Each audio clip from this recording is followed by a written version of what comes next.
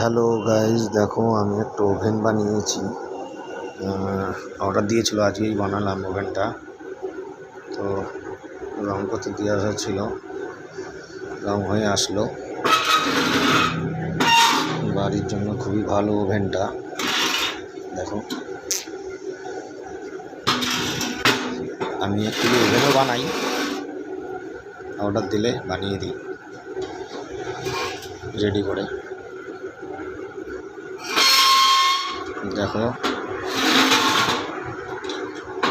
সচরাচর যেগুলো বাজারে কিনতে পাওয়া যায় সেগুলো খুব হালকা হয়, আমি বানিয়েছি খুব মোটা করে যেন টিকসই হয়।